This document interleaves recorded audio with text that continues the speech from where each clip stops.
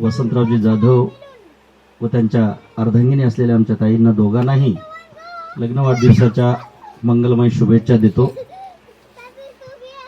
आजच्या या कार्यक्रमाप्रसंगी शुभाशीर्वाद म्हणा किंवा शुभेच्छा देण्यासाठी म्हणा उपस्थित असलेले आमचे परमार्थ स्नेही हरिभक्तपरायण संदीपानंदजी महाराज व या कार्यक्रमाला उपस्थित असलेले सर्वच आपण नातेवाईक इष्टमित्र,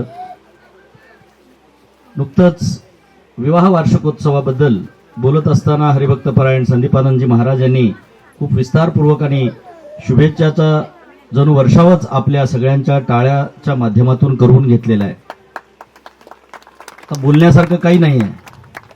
माझी अवस्था अशी झालेली आहे, पहिल्याचा वक्ता आणि तोही बाहेर गावून आलेला, आणि गावातला वक्ता म्हणल्यानंतर थोडंसं ऐकण्याची मनस्थिती पण नसते, कारण रोजच असतं आपलं एकमेकाच्या सानिध्यात आपण वावरतो, परसातलं औषध असल्यासारखं असतं. म्हणजे पूर्वीचा वक्ता बोलल्याच्या नंतर तिरुपतीच्या दर्शनाला गेलेला असताना सगळेजण व्यंकटरमणा गोविंदा व्यंकटरमणा गोविंदा व्यंकटरमणा गोविंदा म्हणत होते.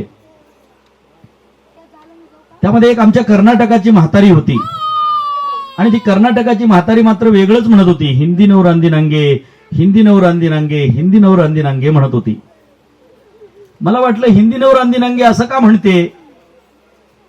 मी जवळ गेलो, त्या म्हातारीला विचारलो, आजी सगळेजण व्यंकटरमणा गोविंदा व्यंकटरमणा गोविंदा म्हणतायत, मग तुम्ही एकट्याच का हिंदी नवरांदी नांगे म्हणजे मागचे म्हणल्यासारखं असं का म्हणताय म्हणून विचारल्याच्या नंतर ती आजी म्हणायला लागली, बाबा हे सगळेजण व्यंकटरमणा गोविंदा गोविंदा म्हणल्यात ना, ते पुढे मुंडासं घालून जो थांबलाय ना म्हातारा, तो माझा नवरा आहे आणि माझ्या नवऱ्याचं नाव गोविंदा आहे.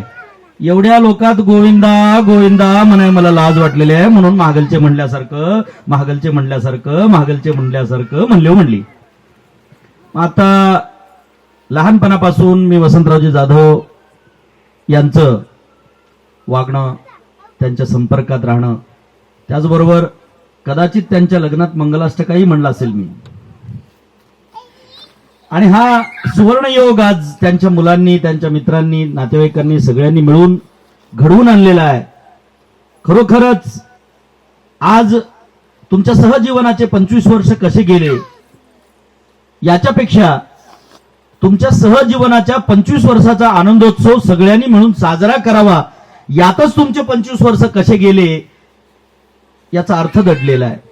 आणि म्हणून आज नात्यानं, आपण वयानं जरी मी तुमच्यापेक्षा लहान असलो तर नात्यानं आम्ही दोघं व्याही आहोत. म्हणजे त्यांची मुलगी माझ्या मुलाला केलेली आहे, माझ्या पुतण्याला, त्यांची पुतणी माझ्या पुतण्याला केलेली आहे. त्यामुळे आम्ही नात्यानं व्याही आहोत. एक मित्र म्हणून, एक नातेवाईक म्हणून, एक तुमच्याच गावातला एक कीर्तनकार म्हणून, एवढंच नाही तर तुमचा एक शुभचिंतक म्हणून पुनश्च त्या भगवान परमात्म्याला मी प्रार्थना करतो की हे भगवंता, की ज्या माणसाची विवाहाची 25वी साजरा करण्याचं उत्सुकता त्यांच्या मुलांना, त्यांच्या नातेवाईकांना, सगळ्यांना जी आहे, याच्यानंतर अजून तुमच्या लग्नाची 50शी देखील साजरा करण्याचं परमभाग्य आम्हा सगळ्यांना प्राप्त व्हावं. आणि त्या दिवशी संदीप महाराज आणि आम्ही दोघांनीही शुभेच्छा देण्यासाठी उपस्थित राहावं. याचा अर्थ त्याच्यात आमचाही स्वार्थ दडलेला आहे.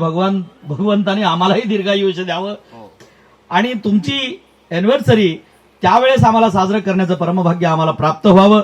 पुनश्च एकदा भगवान परमात्म्याला विनंती करतो की तुमच्या संपूर्ण जीवनामध्ये तुम्हा दोघांना म्हातारा होईपर्यंत, जीर्ण म्हातारे होईपर्यंत दोघंही प्रेमानं राहावं आणि तुमच्या प्रेमाचा सुखद अनुभव आम्हाला सगळ्याला घेता यावा. पुण्यात आल्याच्या नंतर महाराजाला ज्या घरी गेले होते ते महाराजाला बाहेर थांबल्यासारखं आम्हाला बाहेर थांबू नका म्हणजे मिळालं. कारण पण मी रात्रीच्या नाही येणार, नक्की दिवसा येणार आणि निश्चितच तुमच्या प्रेमाचा, आनंदाचा अनुभव आम्हालाही घेता यावा. भगवान परमात्मा आपल्यास दीर्घायुष्य, आयुष्य, आरोग्य, संपत्ती, संतती, यशकीर्ती, मान सन्मान भरभरून देऊ, ही शुभेच्छा देऊन मी माझी जागा घेतो. धन्यवाद.